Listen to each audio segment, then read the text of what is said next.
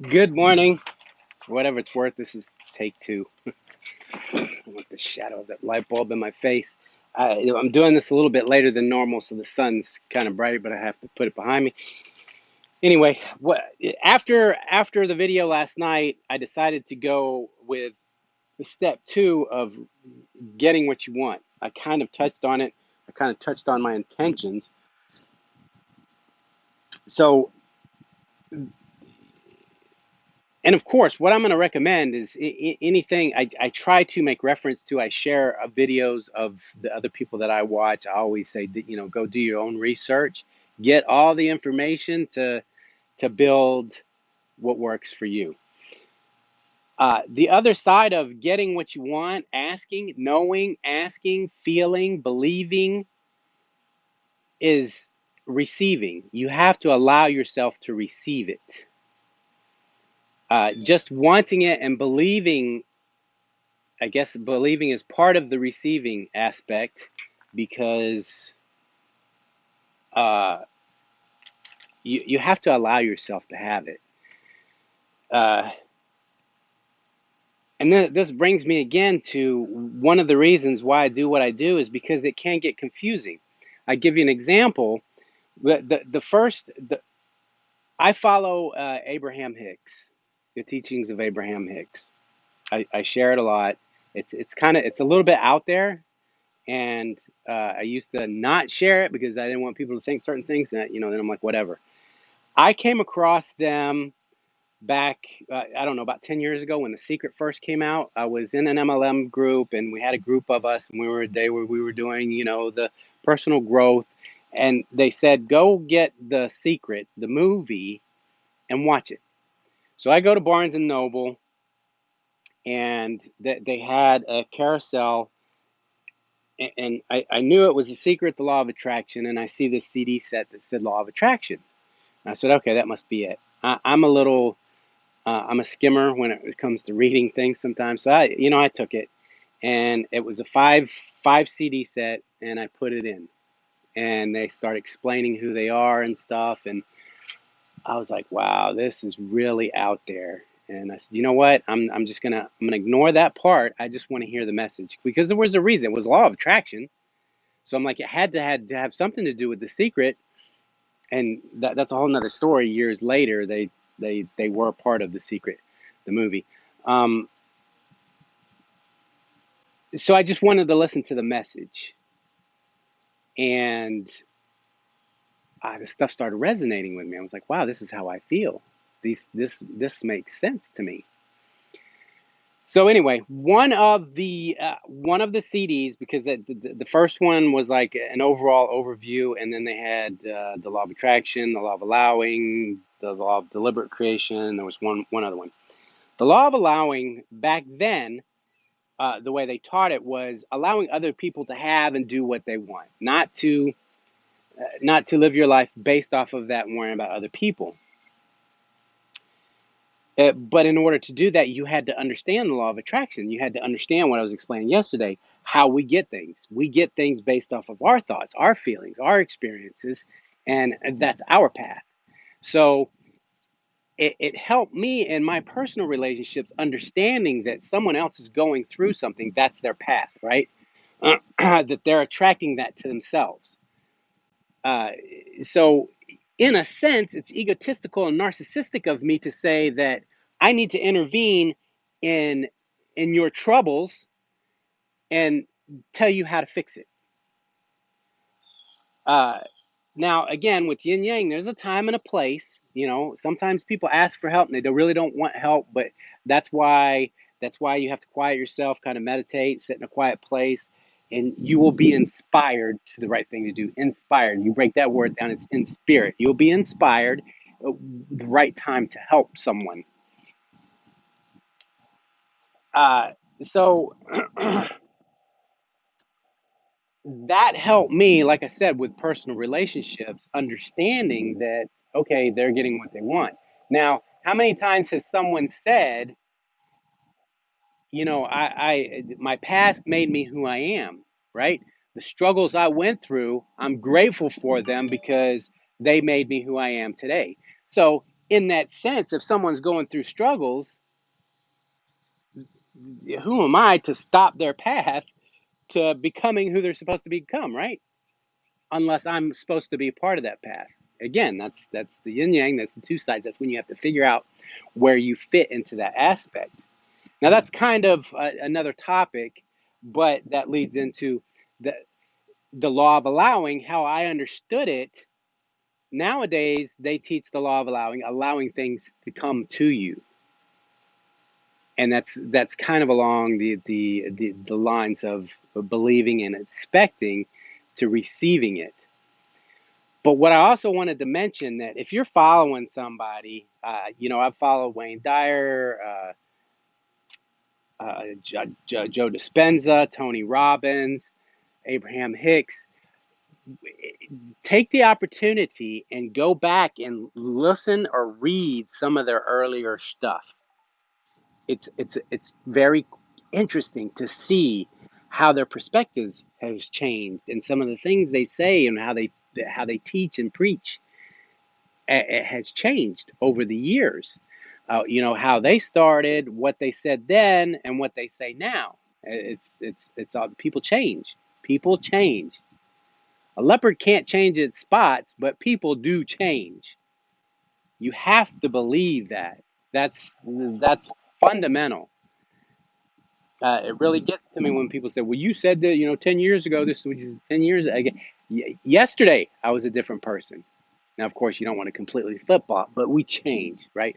So again, that's kind of a different topic. But the reason why I explain that is because I had the law of allowing, because that was so profound to me, to allow other people to have their situations and do that. That's what I got accused not too long ago of, not being empathetic.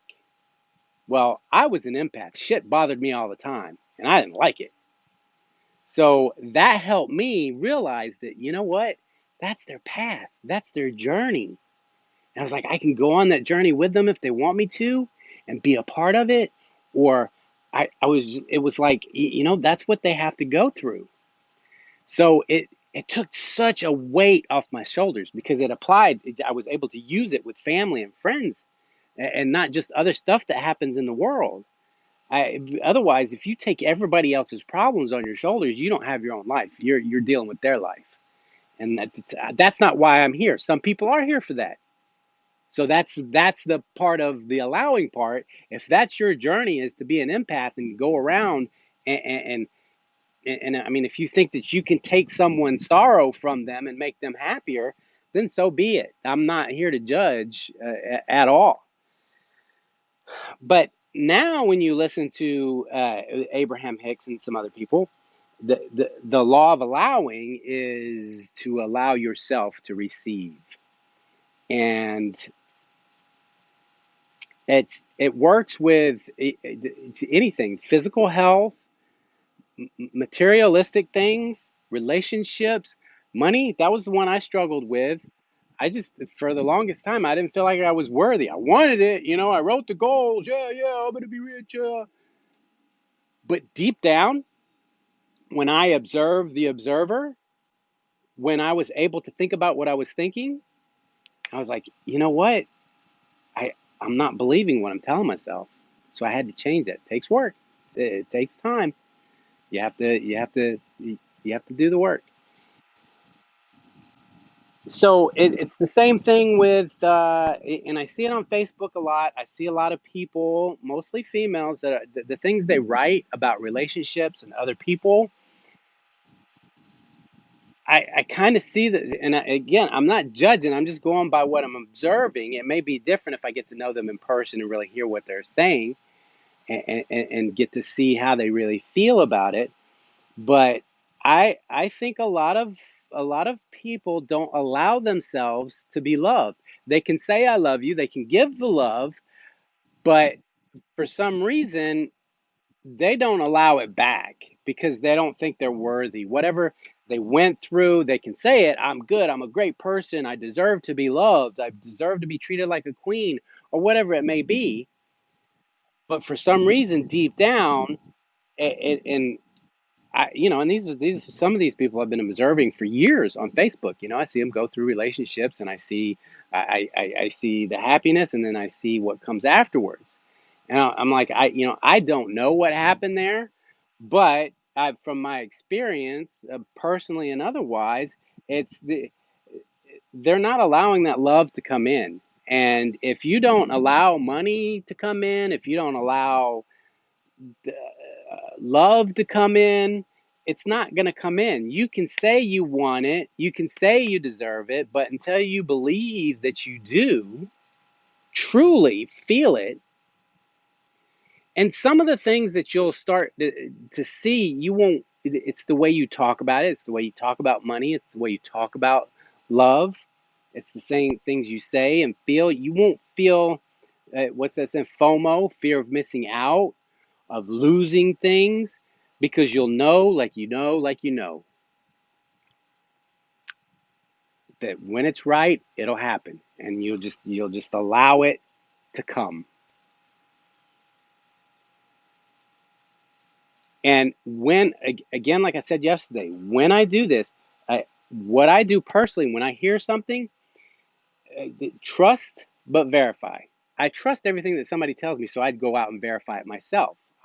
If somebody says, this is what I do, then I go try it for myself and see how it works, and I watch others and see if they're doing it and how it works for me personally. And that's all I'm saying to you is try it. You could tweak it. Whatever I'm saying may not resonate in a certain way, and maybe it is, but tweak it a little bit and see how it applies to you in your life or someone that you know.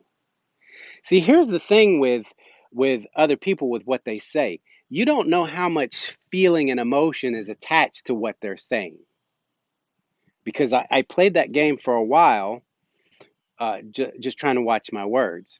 And you can say the right things, but if the feeling and the emotion isn't attached to it, then it's not going to happen, good or bad. Like when, this sucks. And I still remember. I don't remember the exact conversation, but I said something to that effect to a friend of mine. He's like, watch your words. And I didn't have any emotion attached to it. I was just like, that sucks. I was just saying it, but I wasn't like, oh my God, it didn't affect me at a cellular level, because it just didn't. So when someone says, no, I know I deserve to be loved, do they really believe that, or are they just saying it? Or when someone says, yeah, man, I know I deserve this money and I want to get it, like a raise, but if you don't really believe it, if there's any kind of doubt in there that rolls around back in your subconscious, uh, well, I don't work as hard, I'm not as smart, or, the other person probably knows the boss better than I do, or whatever doubt is, you have to get rid of that, because just speaking it isn't going to do it.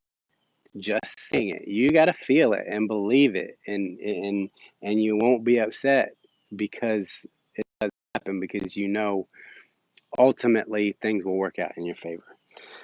So, uh, yeah, again, this stuff was rattling around in my head last night and this morning, so I was like, let me go make a video out.